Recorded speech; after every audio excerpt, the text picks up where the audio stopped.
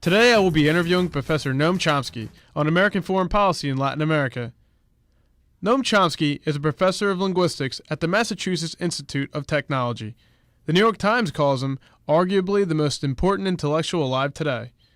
He has revolutionized the field of linguistics and is also known throughout the world for his many books on American foreign policy and international affairs, the latest being Hegemony or Survival and Failed States. Professor Chomsky, welcome to the Global Current. Glad to be with you. The first question I'd like to ask you is what has been the traditional historical relationship between the United States and Latin America, beginning with the Monroe Doctrine in 1823? Well, the Monroe Doctrine was more a hope for the future than a present reality at the time.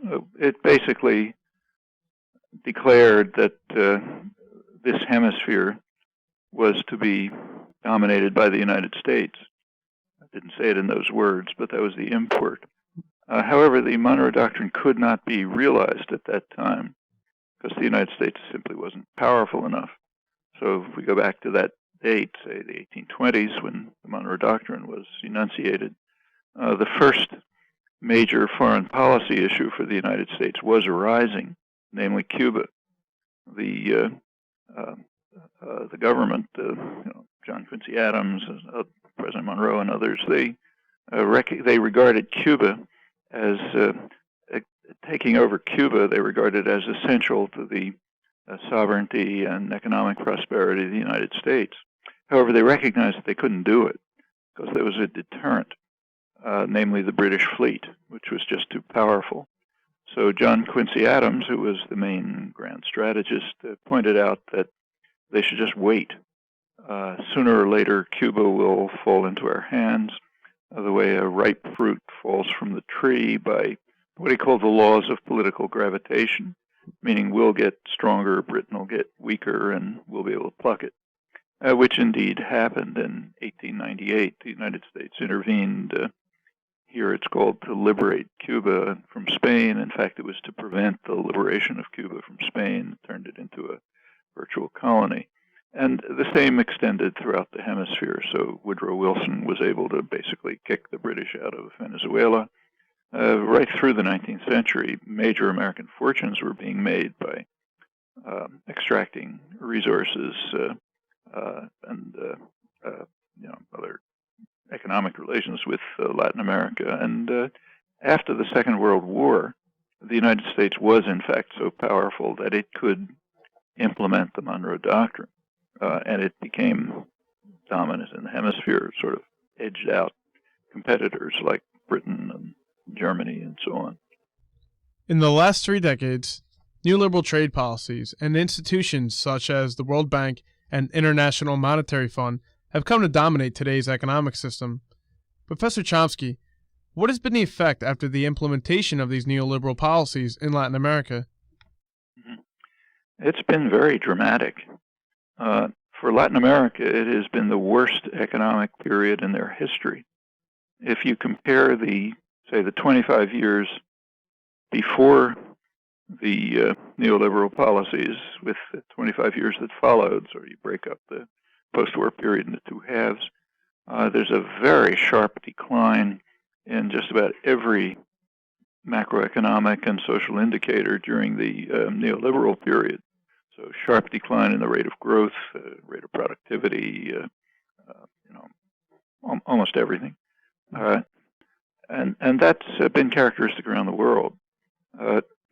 During this neoliberal period, roughly mid-70s till today, there has been substantial, sometimes spectacular economic growth in what we call the South, the Third World. But it's been in the countries that disregarded the rules. So East Asia did have very sharp, spectacular, in fact, economic growth, but they largely ignored the neoliberal rules. The regions that followed the rules of what was called the Washington Consensus, the IMF and the World Bank, when they followed them strictly, it has been almost invariably disastrous. Latin America is a case, Sub-Saharan Africa is another. Now, anything as complicated as this, there are going to be some rough edges and slight exceptions, but the generalization is very strong. Many Americans are unaware of the many American-sponsored military coups that have taken place in South and Central America, the most recent being the failed coup attempt against Venezuelan President Hugo Chavez in 2002. Professor Chomsky, why are so many Americans unaware of American actions and policies around the world, especially regarding our Latin American neighbors to the south? Well, that's a serious problem about American intellectual culture and, in fact, moral culture. So, for example, happens that right in front of me, I have to illustrate this, I have a painting given to me by a Jesuit priest about 15 years ago. It's a depiction of an artistic depiction of El Salvador in the 1980s, not ancient history. The figure dominating the painting is the angel of death. On one side is a portrayal of Archbishop Romero, who was assassinated while reading Mass in 1980 by state terrorist forces linked to the United States. Then over the rest of the painting are the portrayals of the six Latin American intellectuals, Jesuit priests, who had their brains blown out in 1989 by a U.S.-trained, U.S.-armed elite battalion, and their housekeeper and daughter, who also were murdered. And that frames this decade of state terror in El Salvador. Maybe 70,000 people slaughtered, roughly the same as Bosnian Muslims, every kind of terror you can think of, and torture and so on. Well, that painting's been there for maybe 15 years. Almost everybody from south of the Rio Grande knows what it is. Almost nobody from north of the Rio Grande knows what it is. That tells you something about the level, our cultural level, both intellectual and moral, because we are responsible for that. Not just the killing of the intellectuals and the priests, but also the usual victims, peasants, working people, human rights activists, and so on. Many experts say that the Bush administration's preoccupation with the war on terror and the war in Iraq has made the administration take its eye off the ball in Latin America, and this in turn is partially responsible for the recent elections of leftist political leaders in countries like Venezuela, Bolivia, Ecuador, and Nicaragua. Professor Chomsky, do you see Latin America's turn to the left becoming a permanent trend? The turn to the left is quite significant, and the idea that it has to do with the United States taking its eyes off of Latin America is a bad joke. As the United States keeps its eyes focused on Latin America, it has been almost a total tragedy. Neo-Nazi national security states, military coups, economic disaster. There's just a long record of bloodshed and destruction. That's why there's a famous saying in Mexico that poor Mexico, it's so far from God and so close to the United States. That's true all through the continent. Again, there's little variation here and there, but it's overwhelmingly true. The trend, what's called the trend to the left, is a very significant development. I mean, Latin America has been sort of disintegrated in two respects since the Spanish colonization 500 years ago. The countries have been separated from one another, so that each of them is has been linked to some European power or the United States, but not to each other. Furthermore, internally, they're disaggregated. There's a small elite, mostly white, which is extremely wealthy, and there's a huge mass of very impoverished people, largely black, Indian, mestizo, and so on. It's very striking, as some of the worst inequality in the world. There's integration going on for the first time in both respects. The countries are drawing together more and more, and also there's some significant efforts to address the severe internal problems. And those two things are linked, and as they take place, it's called a shift to the left, towards more independence, towards overcoming their severe internal problems, towards independent development, not reliant on the superpower that dominates the hemisphere and so on. And it's taking place in different ways in most of South America, almost all of South America. And it's an extreme. Another crucial feature of it is that a lot of it is driven by mass popular movements of a kind that are hard to find elsewhere in the world, which is leading to real democratization. So, for example, in Bolivia, the poorest country of South America, there was an election of a kind that we can't even dream of. It was mass participation, not just on election day, but all the time. The issues were very clear, understood by people. There'd been struggle about them for years. And the large majority of the population happens to be Indian and poor. They won the election. They actually elected a candidate from their own ranks. We don't have elections like that. In fact, no place in the West has them. And that's symbolic of a lot that's going on. Some liberals and socialists in this country were at first sympathetic to Hugo Chavez, but are now increasingly worried by his Bolivarian socialism, especially after his recent request for powers to rule by decree were granted by the Venezuelan National Assembly in early February. Professor Chomsky, do you see Hugo Chavez's Bolivarian socialism becoming detrimental to democracy in Venezuela and harmful to the general cause of socialism, and in particular, libertarian socialism?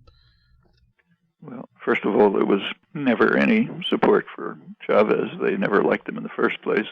But the right answer to your question is not given by me or by you. It's given by Venezuelans. We have very good evidence about popular opinion in Latin America. There's major polling agencies, the main one in Chile, which takes regular surveys of public opinion. Turns out that during the Chavez period, support for the government has risen very sharply, the elected government. Support for democracy has risen very sharply. By now, Venezuela is in the lead in Latin America in support for democracy and support for the government, actually tied with Uruguay. And on other measures, like do you think that the government works for the people or for elites, Venezuela's way in the lead.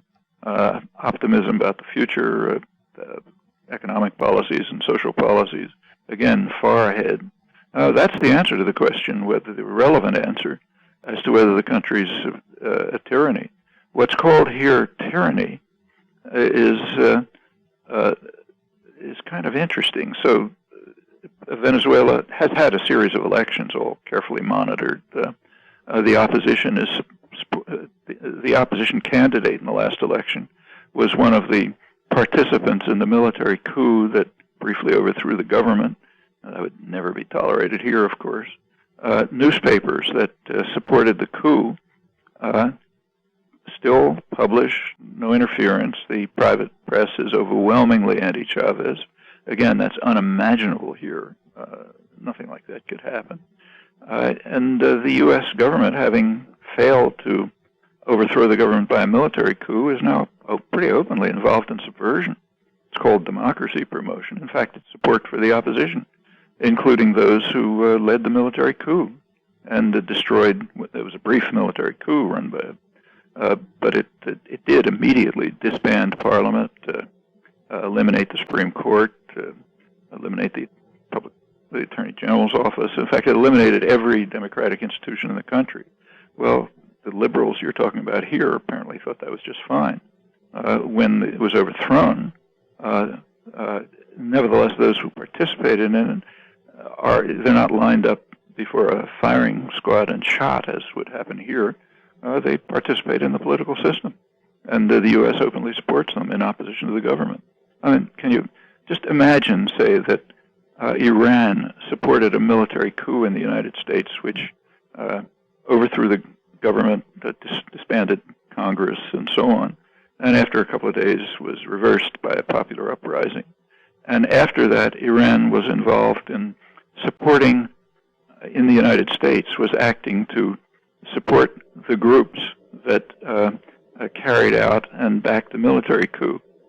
Can we even imagine anything like that?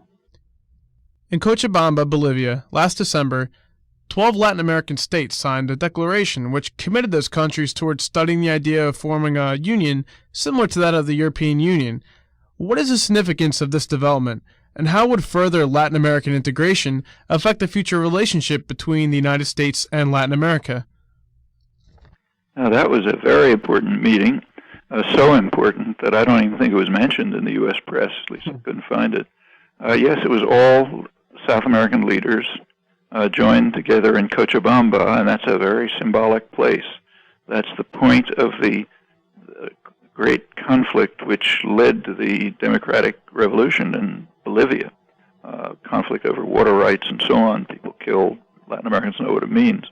They met in Cochabamba, and they did exactly what you said. They laid out plans for some potential European Union federation. Also, at that meeting, there had been sort of ruffled feathers between conflicts between some of the Latin American leaders, in particular Chavez and Garcia of Peru. They were apparently, papered over, maybe overcome.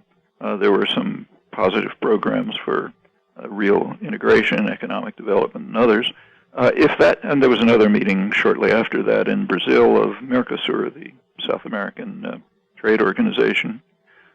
If they can be implemented, they would be extremely important steps towards integration of the continent.